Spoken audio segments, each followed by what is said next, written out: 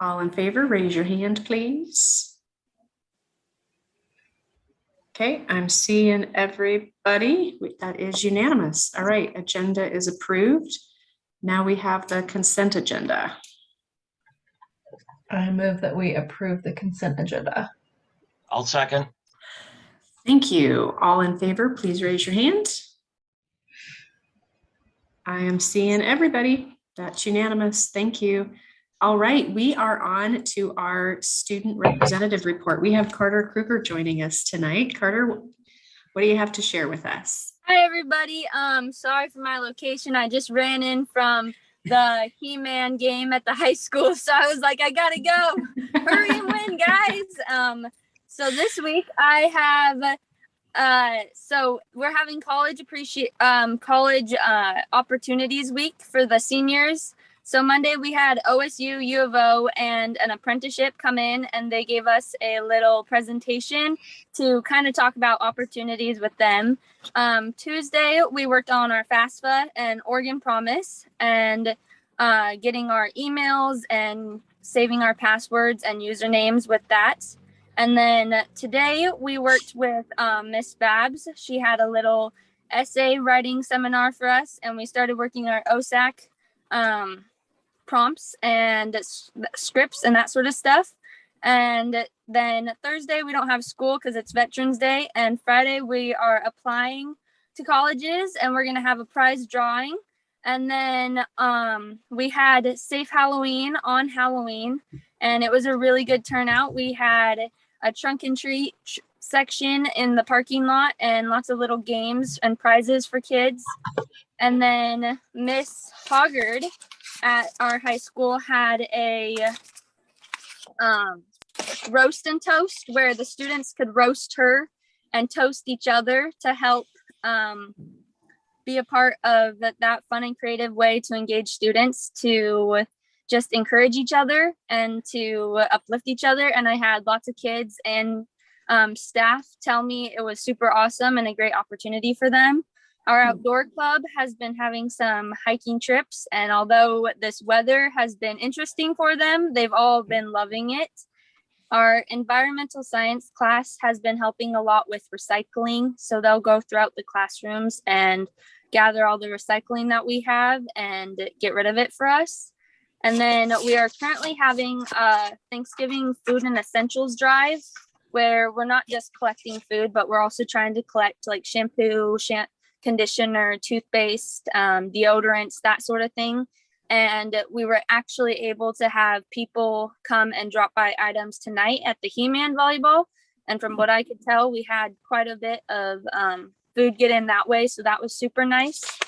And then, like I said, we just had our He-Man volleyball, and we had lots of students come out and support and have fun, and lots of the community members come out and have a lot of fun. So it was a good positive way to bring lots of kids to the school and to really, we had a pink out for cancer awareness. We know it's not October anymore, but we decided usually we have it during October, and everyone seems to like it. So that is the information I have from the high school. Nice. Thank you, Carter. Sorry to make you leave the He-Man game, but we appreciate you joining us for a few minutes tonight. Any questions for Carter?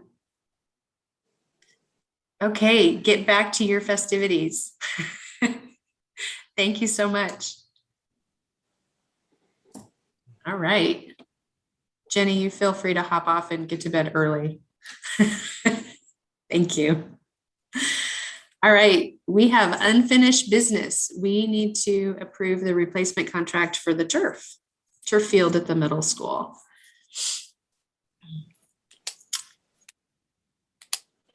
Anybody want to put a motion on the table and then we can discuss? I move that we approve the Creswell Middle School turf field replacement contract.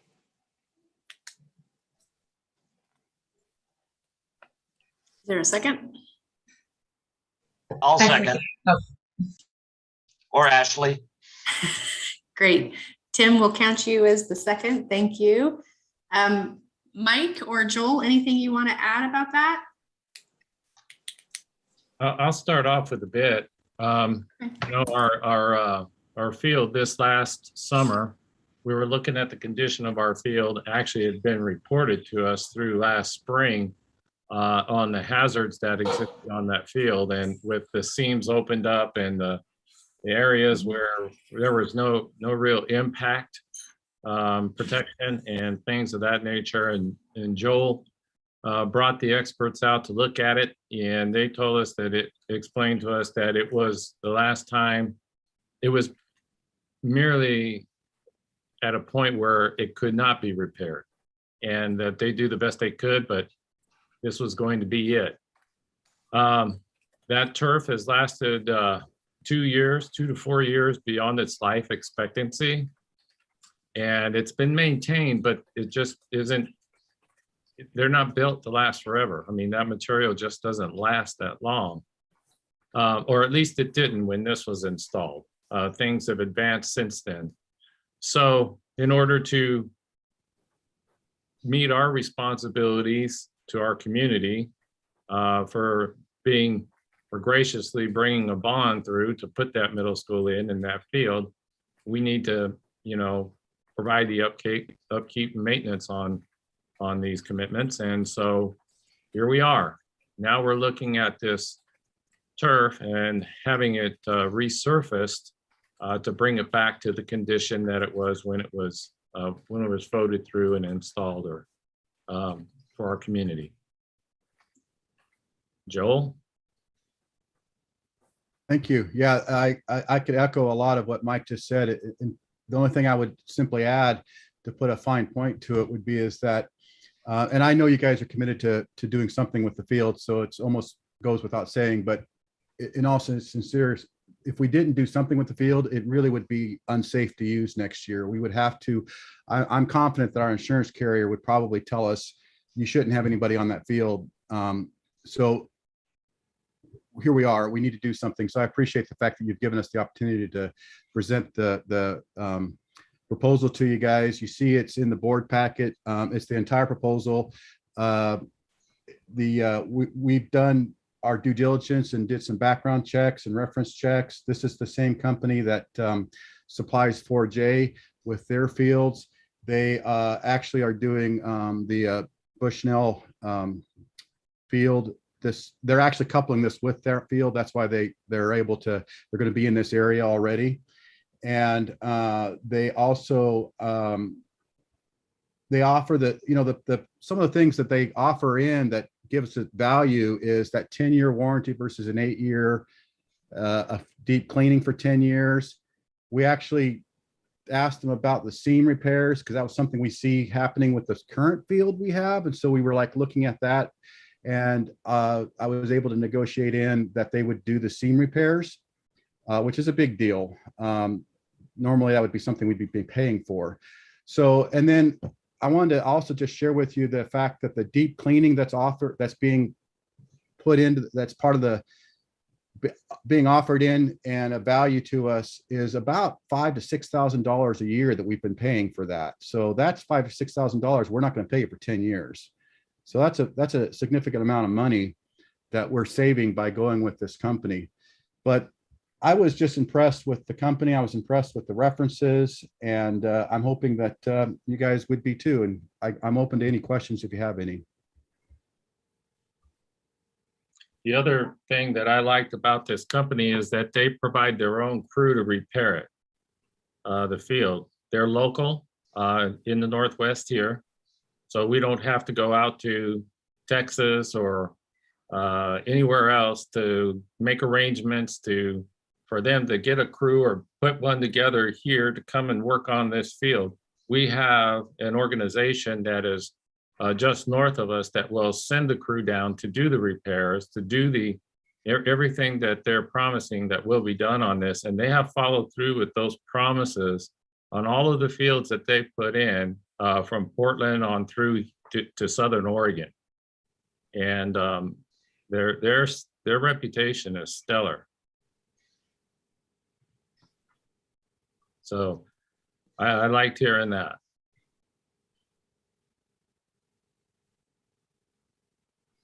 Any questions on the contract? Or the proposal, sorry.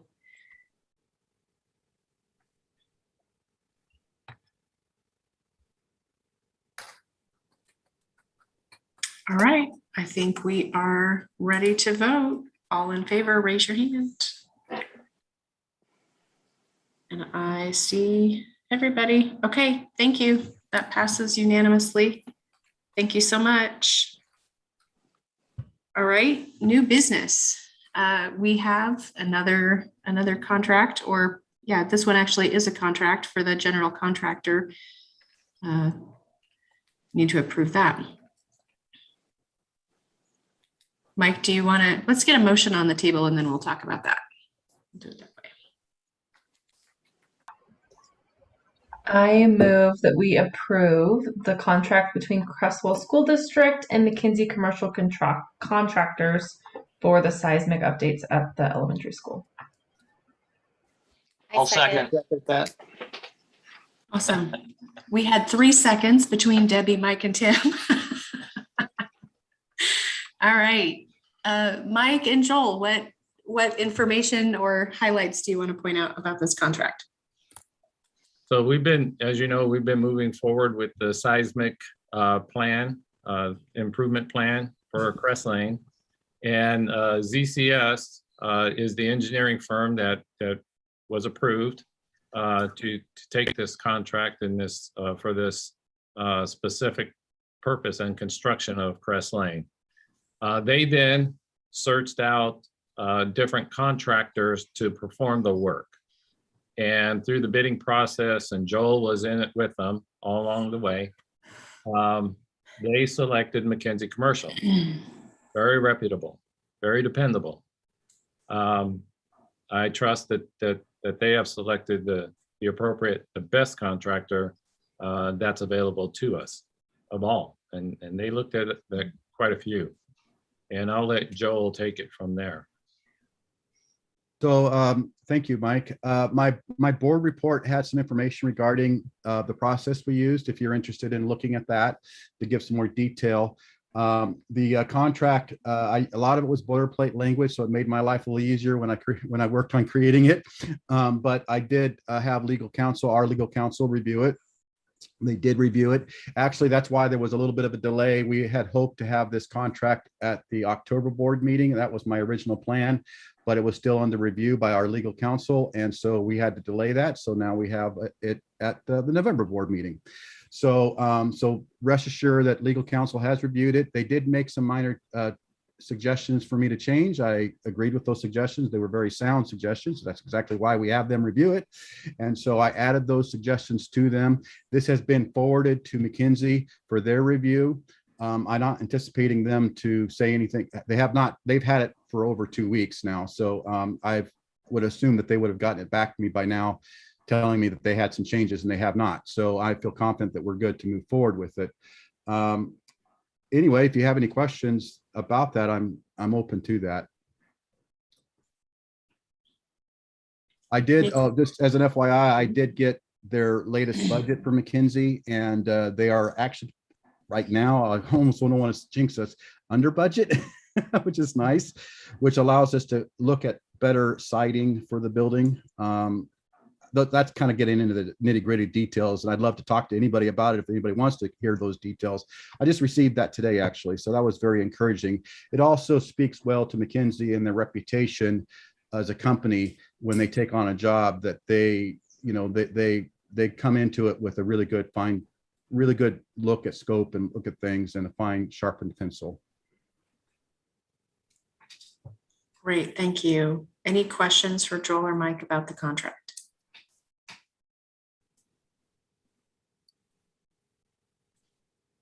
All right.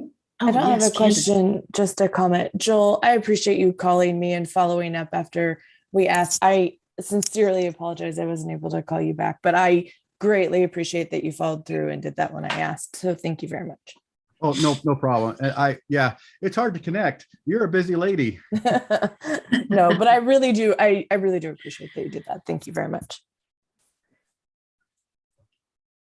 All right, if there's no other questions, we will vote. Raise your hand to approve. Okay, and there's Debbie. I see her. Okay, awesome. It's unanimous. Thank you. Thanks for turning on, Debbie, so I know what you're doing. All right. All right, we are on to 2 votes that we need to place as a board. So we get 1 vote as a board as a whole for each of the 2 positions on the OSBA that are open.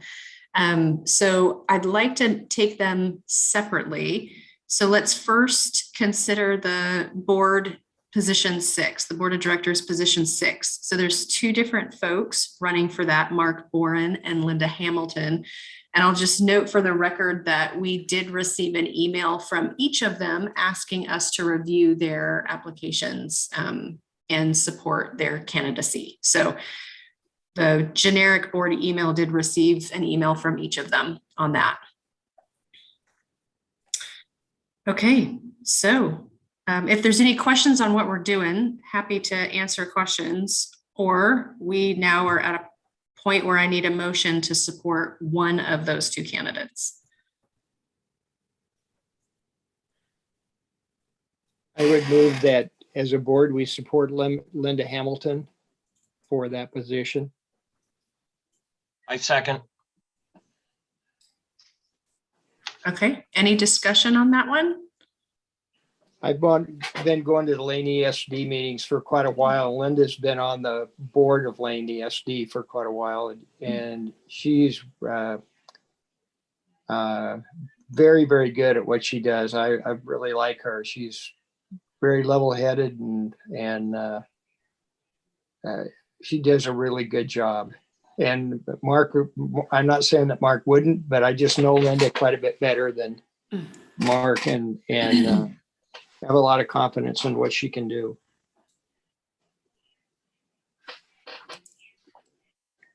Okay, with the way the motions work, I'll ask to see if there's any other motion. If anybody wants to put a motion on for Mark, I want to make sure both sides are heard before I ask for a vote. So if there's a desire to support Mark, now would be the time to make that motion. Okay, if not, all in favor of supporting Linda Hamilton for the OSBA Board of Directors position 6, please raise your hand. And there's Debbie. Okay, that's unanimous. Thank you for that one. All right, same process for the OSBA Legislative Policy Committee representing our region. Again, there's 2 people running, Austin Folgany, I think is the last name, and Judy Newman. Do we have a motion to support either one of them?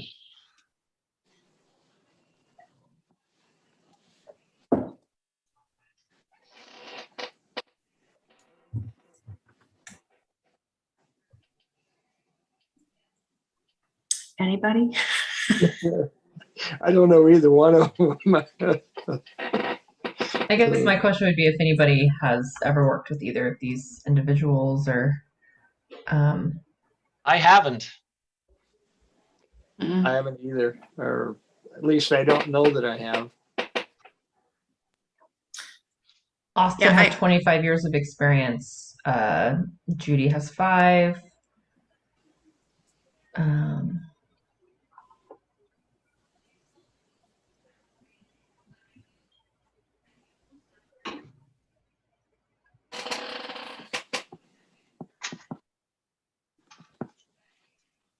Anything standing out to anybody? Well, it might die for a lack of a second, but I nominate Judy Newman for the OSBA Legislative Policy Committee position. Is there a second?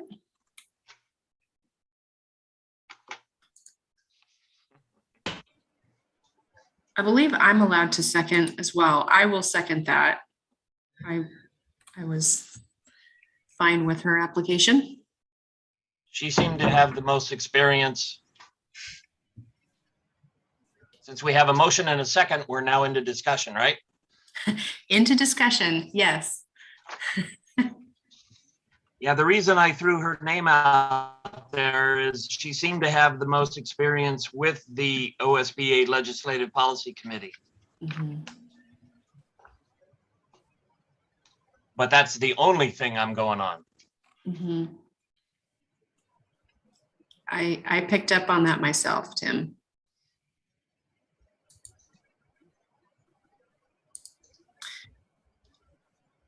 Is there any desire for a motion to support Austin Fulgany? I hope I'm not butchering his last name over and over. Okay, short of that, let's vote for Judy Newman. All in favor, please raise your hand. Okay, got it. That's unanimous. Thank you. Marilyn, will you be able to log in and cast our votes for us? Or would Yes, you like, okay, yes, I have the ballot and I'll submit it. great. Thank you so much. You're welcome. All right, moving on to what I suspect will be a pretty hefty conversation around our SIA and CIP report. Mike, I think you're up. Thank you. Yeah, so with the SIA grant, we're required to provide quarterly reports and then annual reports. And we're reporting on the 2021 school year. This is the annual report for the Oregon Department of Education. I've included in a board book several forms of data for you with our SIP and SIA report. And from my perspective, there's data in there. There's lots of data, different sources of data. There's student achievement data, there's survey response data. We had several community forums and collected data that was also included in that strategic planning process. So to get to where we are now in making a report, an annual report on 2021 on use of SIA funds, the understanding is that this has been a long process that's been going on for 2 years since the beginning of the strategic planning process. But with that data, student achievement data is only one source of information that tells us how students are performing as far as being successful in their academic areas.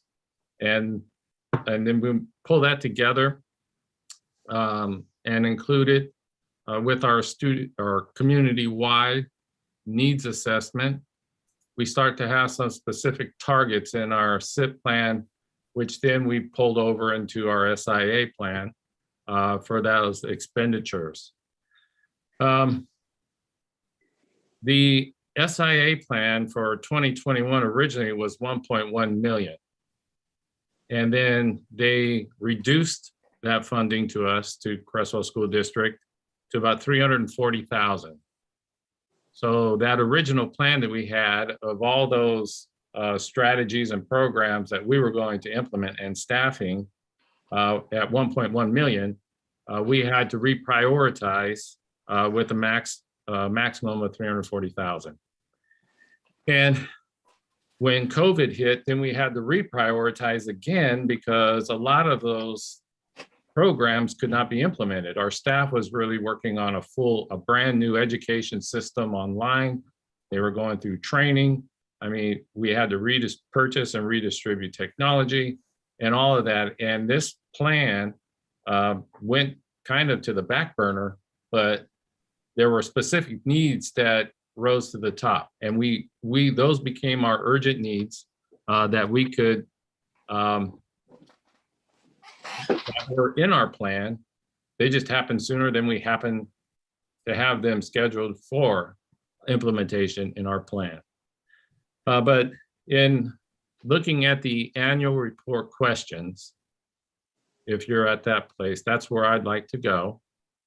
And then we can come back and talk about data if you want to, and the SIP plan and the SIA plan.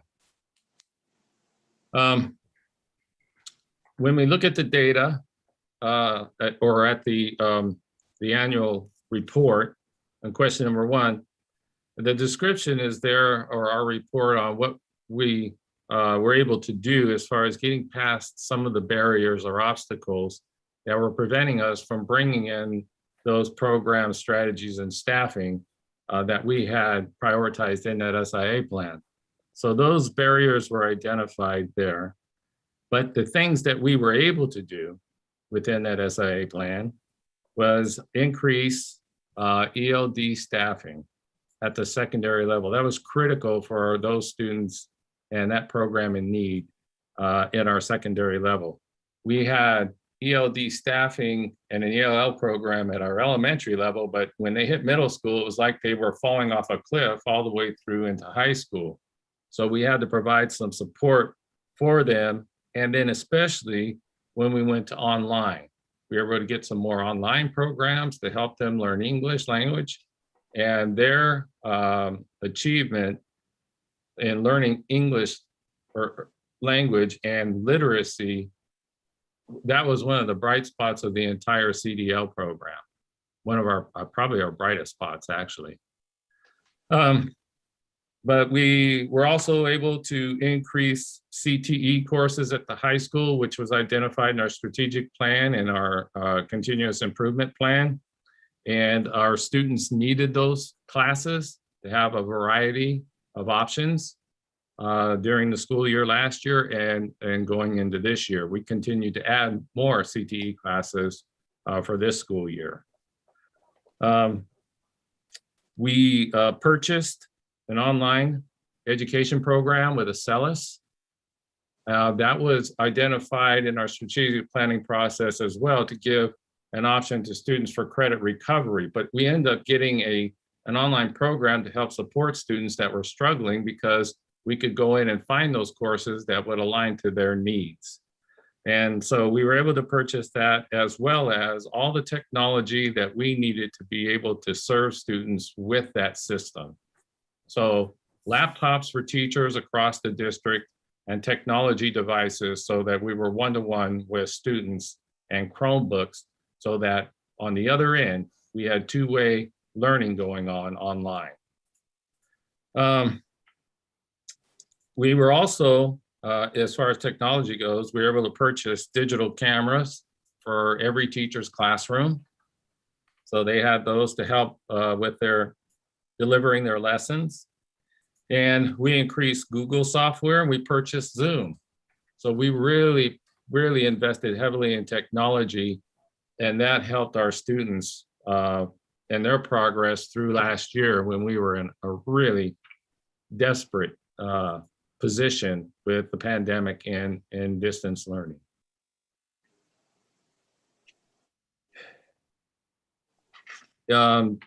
Amy Aguero can add any additional information you'd like on our SPED programs, but we did also invest in our special education program and staffing, and also in software to help those students who were I would say, at a disadvantage, more of a disadvantage with distance learning. But we were able to pull them closer with the kind of programs and strategies that were put in place using this SIA funding. Is there anything you'd like to add to that, Amy? Sure. I guess I would just reiterate. So while Acellus was really tailored to student needs, the physical program, the staffing that we were able to implement provided an extra layer of support. So as you probably are fully aware of, we are down a school psychologist, as well as speech language pathologist, which is why we're consulting this school year. But last school year, we had brought on some extra staffing to help support the file reviews, working with students, the office hours. And so there was a higher level of not in person, but working with students individually in small groups because of that staffing opportunity. So that was a great thing. And there were a lot of success stories with students making significant gains. So there were some highlights. Huge barriers, though, to get over to make things really work and implement these strategies and programs. But any questions on number one before I go on to number two in the report?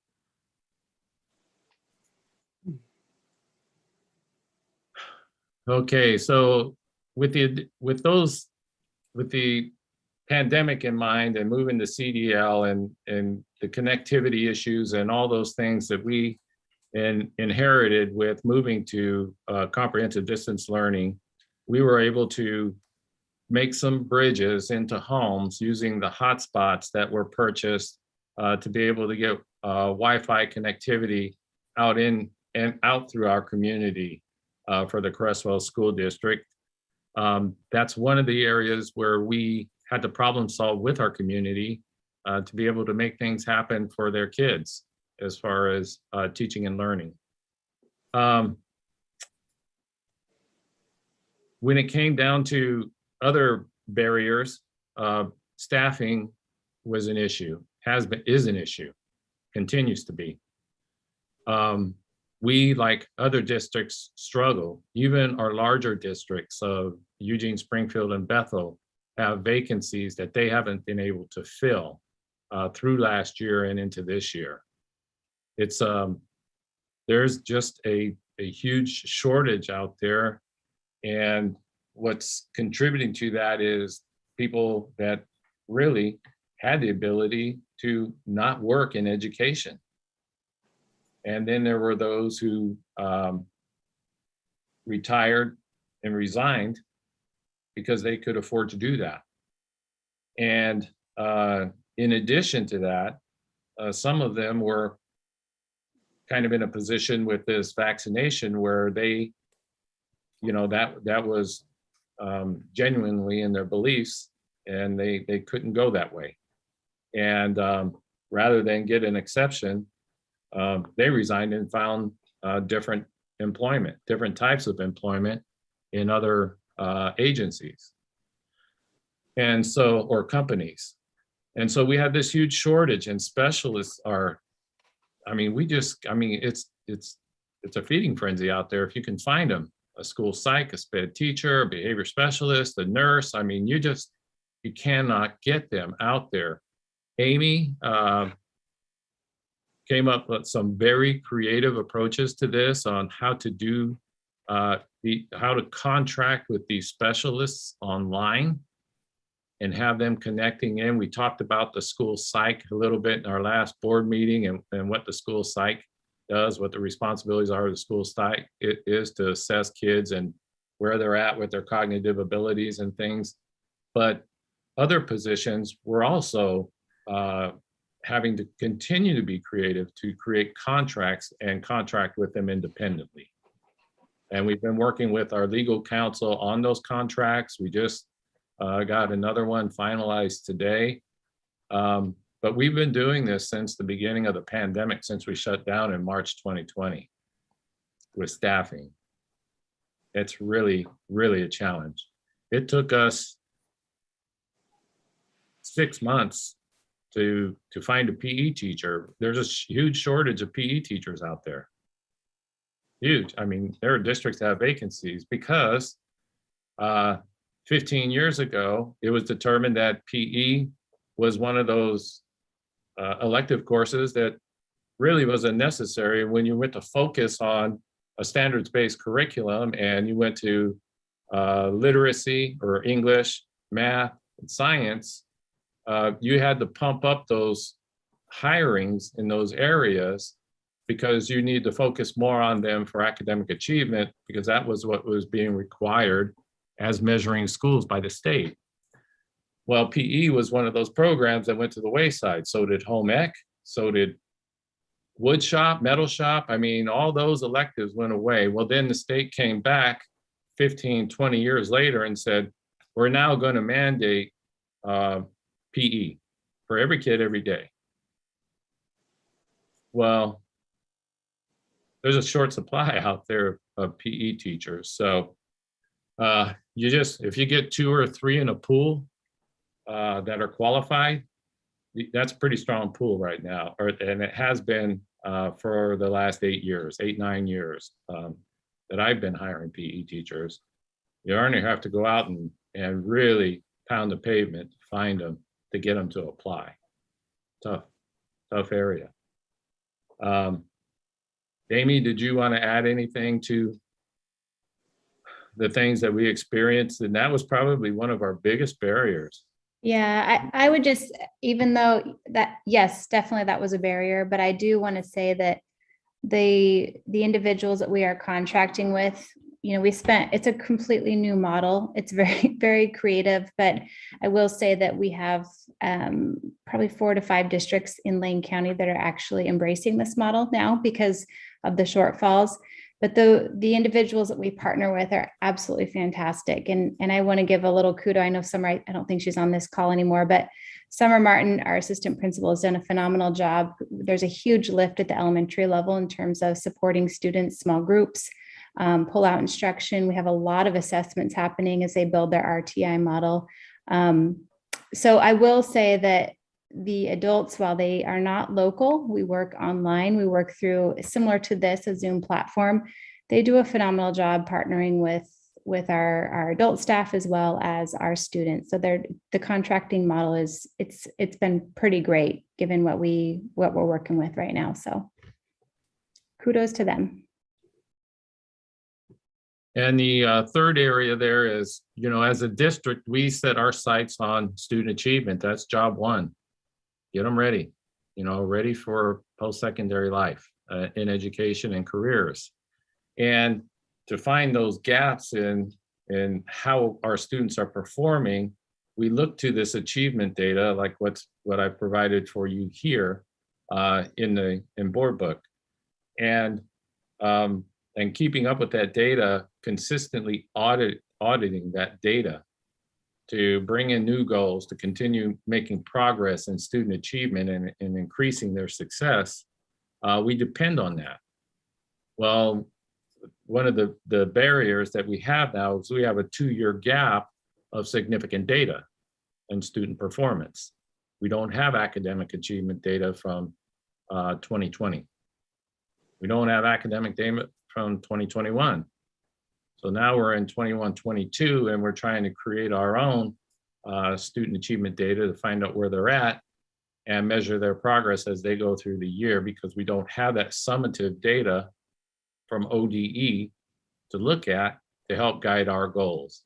So that's been a challenge for us that we've had to get past, and we're finding ways to measure our success, our student success, and meet them where they're at to take them to newer levels. A huge barrier with that is that over the last year and a half, students have missed a lot of instruction. When they were not in person, all that time it took us to shift to training and delivering instruction online and things like that, and the limited amount of time that they could be in school classes, period, really had reduced their learning. And on the average across the country, they're saying it's 5 months. They've lost 5 to 6 months. Well, if a kid loses 5 to 6 months of learning, instruction and learning in a year, for them to be able to move from 2nd grade to 3rd grade, they're going into 3rd grade at mid-2nd grade with what skills and learning took place up to mid-year in the 2nd grade level. So now we have this huge gap.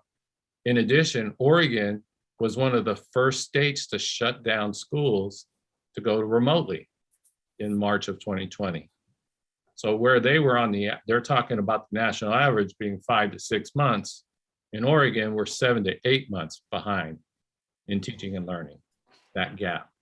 So our teachers are really having to make up a lot of ground for our kids. And it takes a lot. That's a lot more work than they had before the pandemic hit. Considerable amount more work. So that was our third barrier there.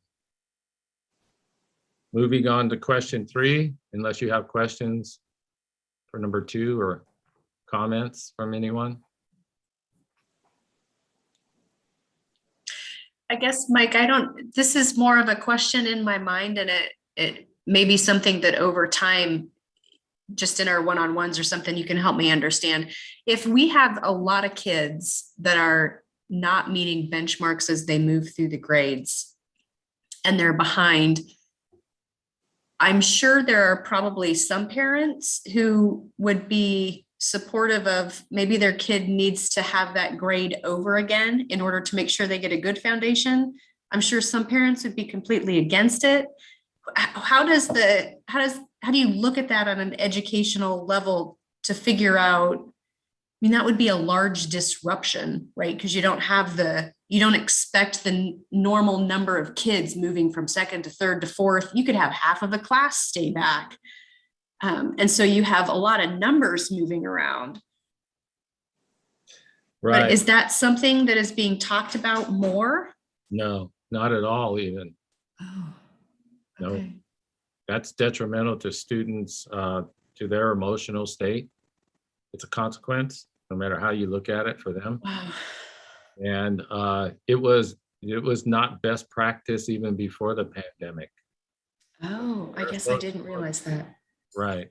They need to stay with their peer groups. We need to support them, find out where they're at, meet them there, and then get them the progress. But Okay. as a whole group, you're looking at 60 to 70% of the kids who have now have gaps. Where before we were looking, at a much smaller group, the gap has grown not only for those kids that were in the gaps, but it's widened out and it's brought in more kids that now have a learning gap.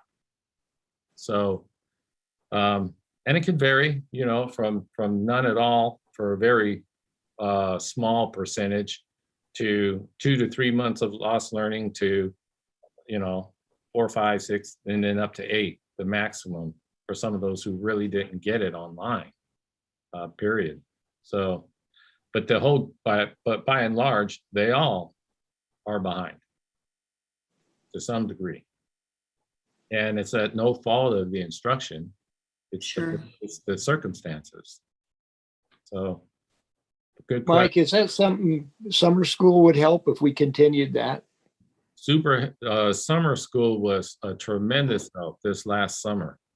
We were focused on academic achievement through the STEAM approach, and teachers actually at the elementary level were focused on specific skills in reading and math. And so, and at the middle school, they were bringing those academic problems and strategies into those elective courses and bringing them into science and combining, the math and science approach kind of thing with STEAM. Amy can talk a little bit more about that. I know she has things on her mind, but summer school was amazing. Did a lot of good for our kids. I would just add too, I think summer school is a huge perk. I would just keep in mind too, that we had students back in the building working with teachers, in-person instruction pretty quickly. And that was not necessarily the characteristic that we saw throughout Lane County or even the state. Additionally, the work that's starting this year around the professional learning communities, or PLCs, you may be hearing, I think is another big, while it's new, a really important aspect as we look at student growth data, aligning our strategies and goals as we work to support student needs. And so weekly, there are opportunities for staff to come together to really look at data and decide what those next steps are going to be. And that's a big piece. We also have now iReady that we've talked about it at these meetings as being another assessment mode. And then we're looking at a curriculum adoption. So all those different layers, I do really firmly believe that we can support students. And while yes, there is definitely a gap there. And as you noted, Lacey, there's learning loss that's happened. But I do believe that there's a lot of good things in place in the district to help support and remedy some of those opportunities for learning and to increase those.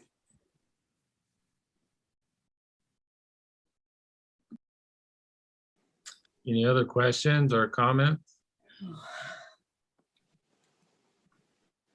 Okay, looking to number 3. When I look at number 3, I'm looking at the SIA priorities as well. Now I'll name those priorities for you. In the SIA grant, the 5 priorities: reducing academic disparities for students, meeting students' mental or behavioral health needs, providing equitable access to academic courses, allowing teachers and staff to have sufficient time to collaborate with other teachers and staff. And we've carved that time out in our early release days and our PLCs for collaboration. Review data on students' grades, absences, and discipline based on school and on grade level course. And develop strategies to ensure that at-risk students stay on track to graduate. And then number 5 is establishing and strengthening partnerships within the community. So community engagement. We worked a lot on community engagement and bridging and connecting from school to home, and also bringing home to school. And we set up several different avenues for that to happen. We had teacher-student supports and conferences daily. So there was time during CDL last year, there was time cut out in a teacher's day where they could connect directly with students on the students' time. They had office hours provided, a couple hours a day or something around there. And the students could call in and contact. Well, parents could also call in and contact with the teachers. So they could have communication directly in the home, which is something we've never had in education before. So there was on a daily basis that was happening. We had staff assigned homework nights for kids. So kids and parents could come into homework nights with teachers and classified staff. Teachers were working on assignments with them. Classified staffs were taking them in small groups to work with kids alongside parents at home as their EA. We had the office hours, as I mentioned, for staff. And we had student and parent surveys that we sent out about regularly about how we were doing and what we needed to do to support staff with instruction, students with the learning, and parents to assist students from home as our education partner. And we responded to that feedback and sent that back out to all stakeholder groups. Here's what we're doing with you. You asked, here's what we identified in the survey, here's what we're doing. Here's one of those examples was providing professional development time for teachers to work and get their curriculum and Acellus working together. So we put time aside for that to happen on a weekly basis. They needed more technical support. So we created a technology team district-wide with a member at each building, and that member then was supporting all staff throughout the building with their technology needs, learning how to use Zoom, learning how to use Google, learning how to use Acellus, how to get curriculum in Acellus, and all that stuff. So digital cameras, all of that. So we put support for them to address that need. Some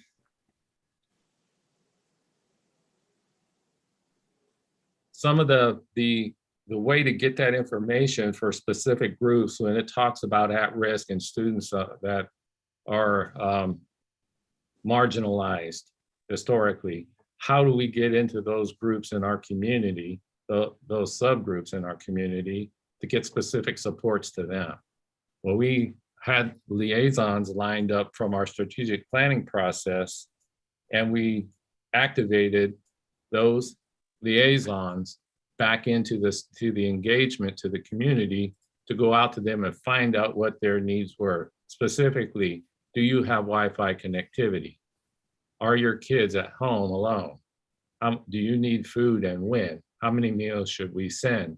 I mean, we did a lot of outreach in that way into our community, but our liaisons were instrumental on connecting parents and schools.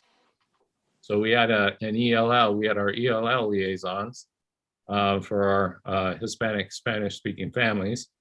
We had our SPED liaisons that Amy coordinated with and worked them out into those families within the community.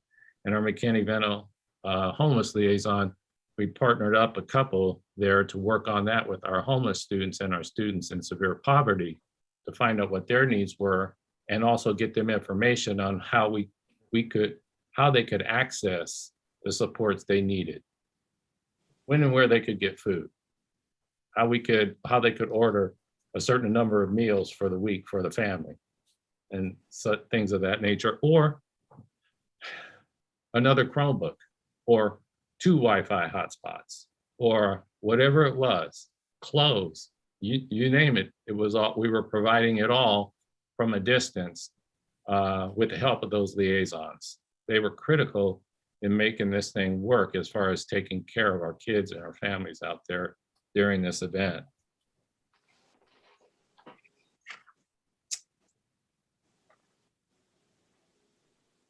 Okay. And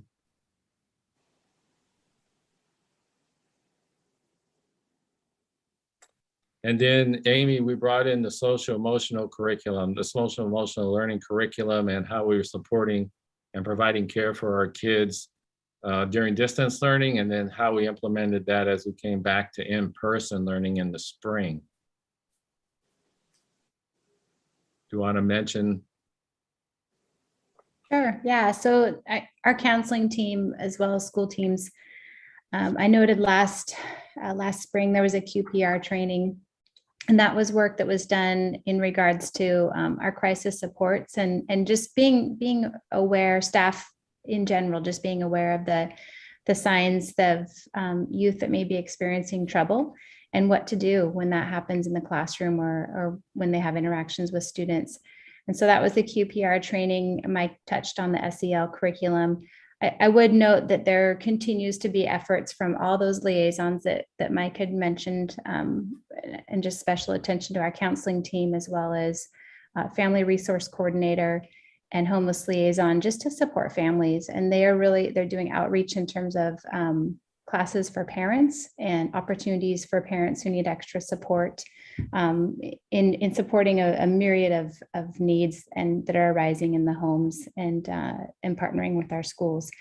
So still a lot of work to be done there, but also a lot of work happening and a lot of great brainstorming in terms of how we can just meet the needs of our community. Thank you. Any questions or comments on number 3 before I go to number 4?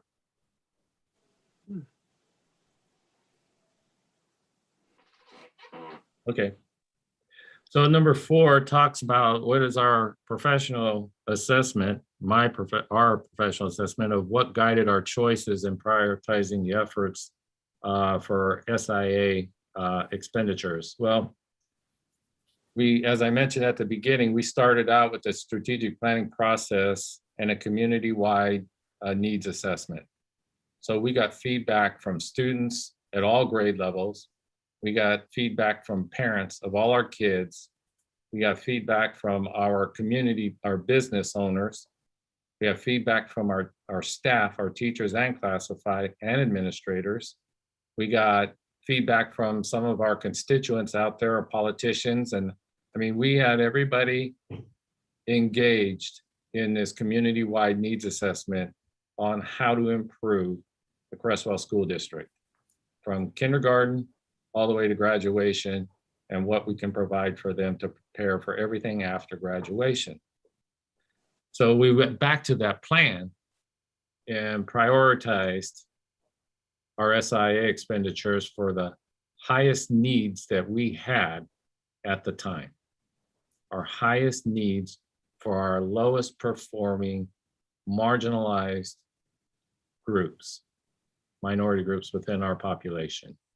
And I would say that when we talk about poverty, poverty is included in those groups, or economically disadvantaged families, but that's not a minority group when you're over 52 to 55% poverty in your schools. That's a huge group. That's the majority group. So we never overlook that. That's always on our minds, on the front of our minds, because kids' basic needs have to be met before learning can happen. And at 52 to 55%, we have a lot of needs to take care of there before a kid has a clear mind to go in the classroom and they're open to new learning. But some of the things, what we prioritize there, and I'm not going to cover it all. I know I'm not, because there was a lot of stuff that we put in, but I'll mention these. We hired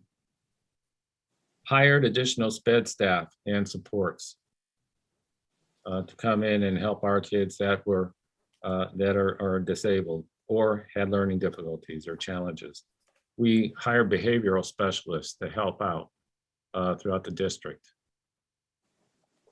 We targeted staffing for K-5 to reduce class size, or we either reduced class size with teacher FTE, or we brought in classified EAs to bring in more adults in the classroom to reduce the number of students per adult in K2.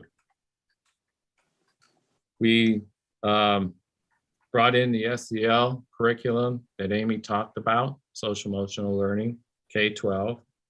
We brought in the personal finance class. We implemented that, and now it is required of all our students. We brought the FTE in with that curriculum. So it's there. All our kids will get personal finance when they go through the Creswell system.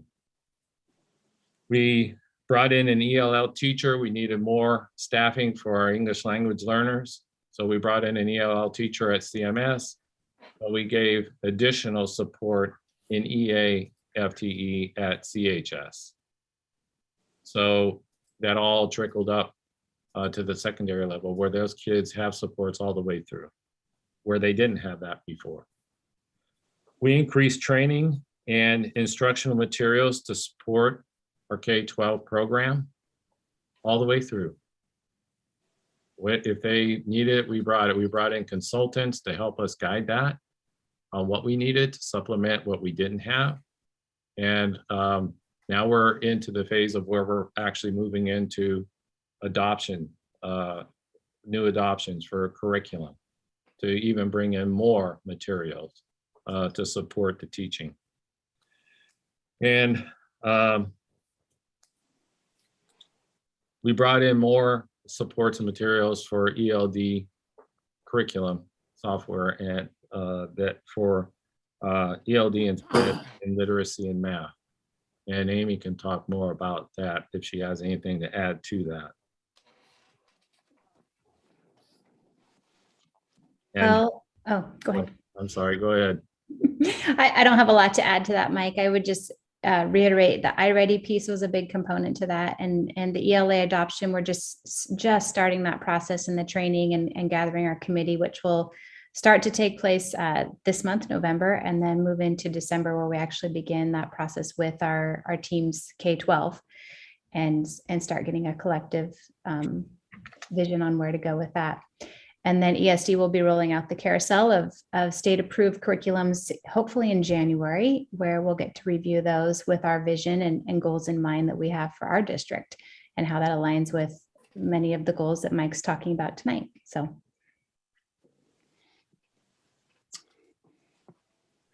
Any questions on number 4 before I go into my next piece?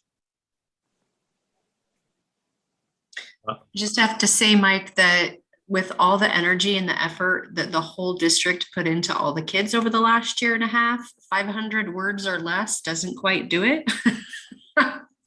So good job on summarizing all of that effort to 500 words. I kind of chuckled when I read that, like, you've got to be kidding me. But anyway, you did a good job.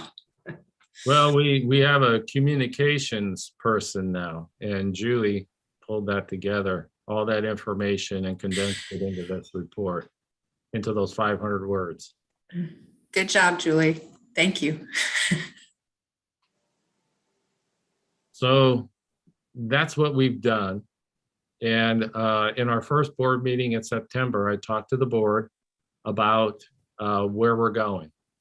And where we're going is going back to the continuous improvement plan, to the strategies that were identified by the community, all stakeholders, with the needs that we have, and then bringing that SIA funding into that to implement those programs, the staffing, and the supports as we go, as we can bring them in. The money may be there, but we can't find the staffing. The programs may be there, but we don't have the staff to implement the programs.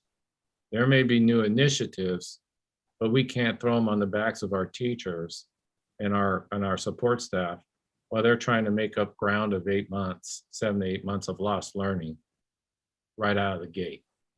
So we have to be very planful, very sensitive about the health of our system, our staff, and look for ways to, I'm telling you, to get to June. That's our plan. We've got to work on this for continuous improvement, but we've got to walk this system to the finish line. It's very fragile right now. And, you know, I hope you understand that what I'm talking about is our staff. We have great staff. It's not their competency that's fragile.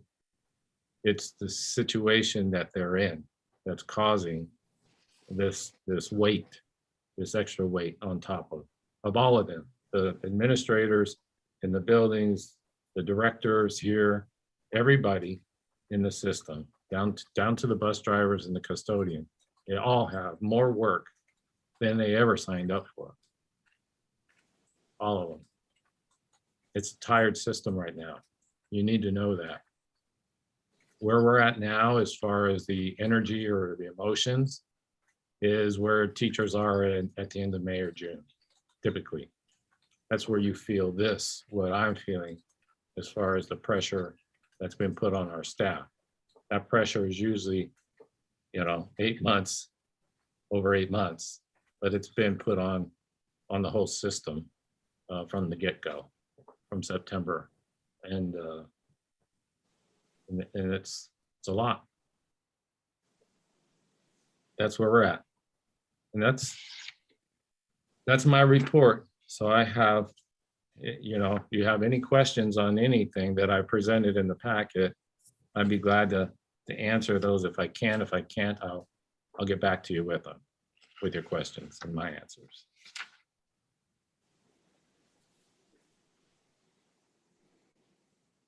Awesome. I'm just getting back to my spot in the agenda to see what's coming up next. My gosh, I think it's me. Oh, it's you again. Oh yeah, the intent to bargain from OSCA. So I received notice from OSEA that they plan to bargain over certain issues contained in the current contract. So we'll start to get things set up here over the next couple of months on getting these committees together to work on both the certified and classified CBAs. Okay. That sounds great. Okay. Okay, all right, we'll move on to our information section. Trustees. Tim, do you want to go first and chat about anything you've done or seen or experienced in the last month? Sure. I'll be brief. I actually attended a football game, the last one. Unfortunately, it didn't quite go the way I had hoped, but we certainly put forth a valiant effort and came close. Mm-hmm. The chain crew was very entertaining.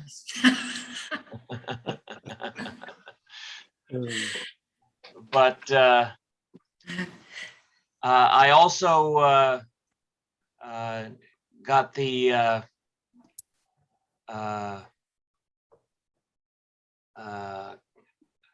the mandatory reporting video done. Great. And So I actually do have something to report this month. Great. Great. Thanks, Tim. Candace, what about you? So I also had the opportunity to go to a couple of the football games last month. Also would have liked the outcome to be slightly different, but it was a very close situation. I also got to participate in the football award ceremony last night and listen to the rest of the fall sports award ceremony. I got to have the opportunity to go to a variety of volleyball games, including a number of the playoff games. And then we went to Corvallis last weekend to go to the state, the fourth place game and watch the girls get their fourth place trophy. So that was nice. And I think that is the gist of it. I also have started to pick out apparel for spring sports. So that is the next thing on my list. And I do have one request, and this is probably for Lacey and Mike. Okay. Based on the email that I just saw, can someone remind me where the operating agreements are? The board superintendent operating agreement. Do we have that somewhere online? Because I just can't find it in my emails. I want to make sure I review it. Okay, I have it. I'm not sure where it is online. I have it, and after this meeting, I'll send it out to all of the members so they have it again, and then you can save it in your own space. Great, thank you. But don't reply to that email since it will be everybody because we don't want a discussion going on in public. No Okay, problem. Thank you. thank you for the reminder, Candace, to make sure we get that sent out. Okay, Mike. I went to the middle school state championships for cross country. I was on the chain crew for one of the football games. And I went to the Halloween party at the high school. And at all three, the kids from all the different schools really are very well behaved. I'm always impressed at how well they handle themselves when they get out in the public in a little competition or different things I've been to. They really, I'm really proud to be around those kids. They really pay attention to what they're doing and conduct themselves really well. It's great. Marilyn's going to send out a letter to Tim and Ashley and Deb tomorrow about the Laney SD meetings. And there's December, January, and February meetings that if you guys could pick a time a month that would work best for you, it's usually the first Tuesday of the month at 6 o'clock. And I'll give you a call or we'll get together and talk about what happens at those meetings, and you'll have to say a few words, but you generally not very much. But if you want to go to those, pick a time and then I'll kind of coach you a little bit on what happens at those things. I think you enjoy them. The meetings are very well ran and they're normally really informative. So anyway, if you would respond back to Marilyn and then we'll get you set up to go to those meetings. Okay. Other than that, that's about all I had. Thanks, Mike. Ashley, what about you? I did our leadership meeting. Was that last week? Yeah, last week. And then I've also been delivering, doing Creswell Food for Kids on every other Friday night and delivering food to families in need on Friday nights. And that's been about it for me. Debbie, do you have enough signal you want to pop on and say anything, or do you want to pass today? I know your internet's been super iffy. You're pass? Oh, you're mute. I need to unmute. Now Yeah, I there got we the go. video back on, but yeah, sorry. It's a little sketchy up here with the Wi-Fi. I was able to go to the last couple football games and was there for the new scoreboard that Boosters purchased, which was very exciting. I've attended, I think, 3 or 4 volleyball games and a booster meeting and a peer support meeting for the Lane County Sheriff's Office. So that's about all I've done. Awesome. That's great. You guys talked about a lot of the things that I also were able to participate in. I was at some football games, helped with the chain crew. I learned a lot about football this year, helping with the chain crew, because I was not a football learned person before. We had our leadership meeting. I helped with the trunk or treat at the Halloween at the high school, delivering food. Ashley and I are partnering up on that, so that's super awesome. It's a great thing to do, and if you have a buddy system, it's only a couple times a month, so you're able to work it in with all your other stuff as well. So I think that about does it for me. All right. I don't think I missed anybody, so we'll move on to the business manager report. Any questions? We actually have Chanel here. Any questions for Chanel?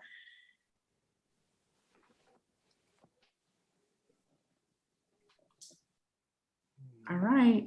I'm not going to hang around in the awkward silence for too long. We're going to keep moving through technology and facilities reports. Any other questions for Joel? I know we chatted about a couple of those things already.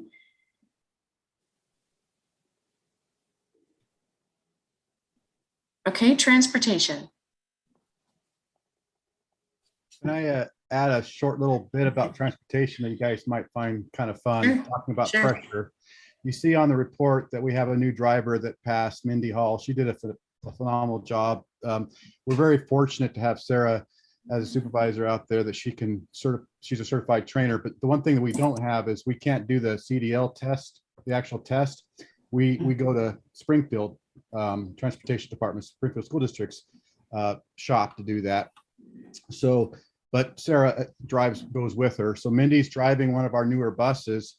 She gets to the parking lot, the bus breaks down, literally right outside the parking lot of Springfield's Transportation Department. This is the bus she's been training on.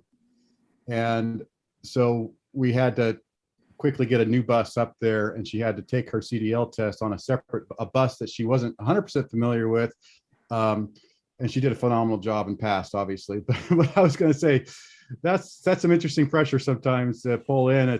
Might be like a bad omen almost, but she did a phenomenal job. And the bus, as a side note, if you guys are mechanically whatevers, you might of note, it was a computer issue. It literally was a computer issue. Darvin, our mechanic, takes his laptop to the bus, plugs it in, does a reset, and the bus starts back up and works.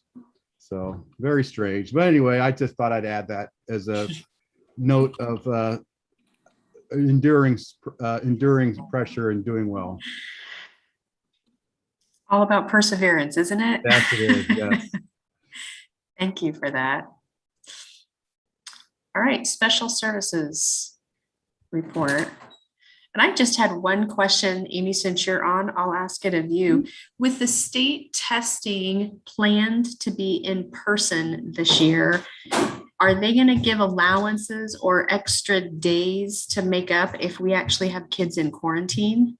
Since the quarantine are like 10 days long, that's a long testing period. Or what do we do with that? That's a good question, Lacey. And we haven't actually sketched out our calendar yet, but there will be, and I haven't seen how this is going to work fully, but there will actually be, what I'm hearing, a way to do some of this from home. So our kiddos that are virtual, or maybe they're in COA right now, they will still have access to state testing this year. So if we have kiddos that are in quarantine, my assumption would be that we could then partner with that aspect of the new component to state testing. But I also think we should be okay number wise. It's a little bit longer than what they had projected from last year because they'd shortened it considerably, but we should have enough time even if kiddos are out for sick days. But otherwise we'll use that online component, or at least I hope to. Okay, thank you. Yeah, we'll see. That's a new piece this year. There's a few new aspects on state testing. So I would, if you don't mind, I'll just give a little bit more update on the FRC. So I did a little plug there for our family resource coordinator. Catherine Dumas is doing the Season of Giving. That's a huge lift for them right now. But we met today just to talk through how things are going with her program. And I just found it really encouraging. She has 13 sponsors right now to help support the needs of our community. And she has gotten applications and perspective here, last year they had 70 families. This year they already are at well over 100. She's guessing there's going to be more families that submit their application by Monday, the due date. And she's just doing a phenomenal job. She's so connected with our community. Some of the big issues, I was asking, what are the big barriers that our families are facing right now? Food is not an issue. The food is plentiful right now, which is great. But but we do have a lot of needs in relation to housing. Housing is a significant issue and barrier for our families, as well as transportation for some of ours. So they're doing a great job. Our homeless liaison, Tessa Hart, partners with South Lane as well. And so the partnership that we're able to work with South Lane, our neighboring district, as well as Creswell, has been actually really wonderful. So finding resources for families, transportation, housing, again, barriers, but we're able to partner with our neighboring communities quite significantly. But if you have an opportunity to help out with Season of Giving, I know she'd appreciate that too. Sorry for my background distraction and my son turning my light off. Didn't mean to tell him not to as you were talking, Amy. You mentioned food was not an issue, but the biggest obstacle was what? It was housing? Housing right now, and transportation. Yeah, there's a wonderful resources for food boxes. The EBT cards, there's a plentiful amount of financial assistance there as well. So food has not been a barrier, but clothing, they're doing a coat drive that you'll start seeing some information around a coat drive coming out here in the next month. And otherwise, we have actually a lot of families that are coming out of domestic violence situations. And so some quick remedies, because they're leaving a situation where they have nothing. And so being able to provide them with gift cards to get the food and the quick access to clothing and materials that they need immediately. That's been on the rise too. Thank you for highlighting that. I think I appreciate knowing the context of some of those obstacles that you guys are working through with them.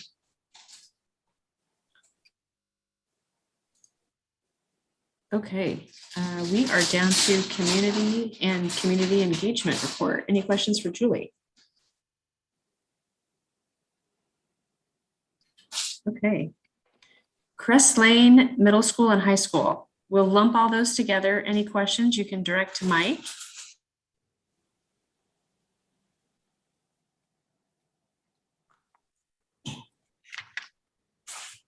All right, sorry for the background noise. My son is apparently eating more. If I mute, I can't talk. All right, I don't think we have anything on the schools. If anything comes up, feel free to email Mike, and why don't we turn it over to you? Mike, you can walk us through any of the activities that you want to highlight. Okay, well, I think the first one is that I was so happy, and so was Brianna Manzoni, to get to the end of this whole situation of the vaccination requirement, the exceptions and the process to be in compliance with the OHA rule and the law of mandatory vaccination. And we're 100% there, 100% compliance. So that feels good. There's a lot of time, a lot of work, extra work for Brianna to get to this place. And but boy, I'll tell you what, she's really good, but we're there. So that's the highlight of my report. Another one happened recently, and it happened so recent it wasn't on this report, but at a time where boards and superintendents are feeling vulnerable out there and across the state and the country because of some of the assaults, threats, or whatever's happening out there to them. There's a lot of emotional tension out and around about this whole pandemic thing and other stuff. But the security that I know our staff feels with our law enforcement, our local law enforcement, which happens to be the Lane County Sheriff's Department. And, Officer Denham, I mean, he when we need an officer, I don't know where he's at. He could be 100 miles away, but he's there in 5-10 minutes. I mean, that guy, when we need him at a school, he gets to a school. Somebody gets to the school, but it's usually him. But I got a visit the other day from the sheriff's office, Chief Deputy Wilkerson, that, I mean, God, it's kind of like, you know, a senator came to visit me. I mean, this is the guy. And anyway, he just wanted to check in and see how things were going. And I was able to tell him that, you know, we have a really good relationship with our law enforcement here, and his officers are doing a great job for us. From the day I got here, I've been impressed with them. But that was a good visit. That felt good to me to have him come to the district and want to know if I needed anything or we needed anything, and how things have been going with our relationship and our safety and security. Good times. Never experienced that in Eugene. Only in Creswell. Hey, Mike, I realized, you know, a lot of the things that you put on this report, you're doing every week, every month. And I don't think I had noticed this enough to think about it. So this is one of those, if you have just a couple sentences to provide more information as to what this is, the Lane County Curriculum Leader, because you do that work monthly. Is that helping to select, as Amy called it, the carousel of curriculum that's coming? Or like, what does that work? So the curriculum leadership is Lane ESD has a lot of directors that are overseeing curriculum. Like we had the director over science come and present when we were looking at the science adoption for high school 2 years ago. But the ESD provides that support for Lane County. And so at the curriculum leaders, we hear from all those different directors on what's happening with curriculum and any types of supports and materials that are out there, or professional development. They kind of guide us in that way. It's there for us to access those different avenues. But they also did, you see the ELA adoption PD there. Amy and I went to the ELA adoption PD, and that was really informative. She can talk about that. That came out of the curriculum leaders and leadership and Lane ESD, and they're going to be walking side by side with us and other districts as we go into this adoption process. ELA adoption is huge, big, lots of stuff there, lots of standards. The most standards of any subject there is are in ELA. And but Amy, what do you got to add to that one? Well, we've just had our first meeting, and there's actually next week we have 2 more opportunities to gather more information. But where we are in the process is really preliminary. We have a scope and sequence of dates. So as I mentioned, trying to at least gather our teams by December, have our first meeting, kind of identify our vision and our goals for this time, and then January, February, start looking over curriculum. Again, this will be through the guidance of the ESD, and then making the selection in spring, and fingers crossed, we get to have an opportunity to have some professional development with the selection, the ELA selection, as well as our staff a little bit in the spring. And then again, as we come back to in-service time in August. So we're hoping that's a preliminary goal, but a lot of this is a moving target because it just is. So there's a lot of moving dates up there, but that is the goal at this point, and more information to come. But we don't yet know what the options or the choices that we'll be looking at quite yet. But again, those will be coming out hopefully in January for us to view. But and I'd like to add something to my answer to your question, Lacey. Curriculum leaders, to stay on the cutting edge of what's coming, to be kind of ahead of the curve, or trying to keep up with new best practices that are coming out in instruction or in curriculum programs, support programs. Our curriculum leadership team includes all of our administrators and our director, Amy. We all attend that meeting, and to stay abreast of what's going on and what we can grab to fit our needs. So we all have eyes on and ears on that. committee. Okay, thank you. I think just with all of the, like we had the health curriculum and we have ELA coming. So as I hear curriculum more and more, and I was looking through your report, it stood out to go, I didn't really recognize what that was. So I'm glad that you have a support like that with ESD, where you have folks helping guide and give tips on what's good out there. So thanks for helping explain that for me. Mhm. Any other questions for Mike? Okay, then I think we have come to the end of our evening together. Awesome. Well, thank you, everyone. Good to see you. Yep. All right, we will adjourn the Bye-bye. See you meeting. guys. Oh yeah, and we have our next one on December 8th. Okay, all right, meeting's adjourned. Thanks, everyone.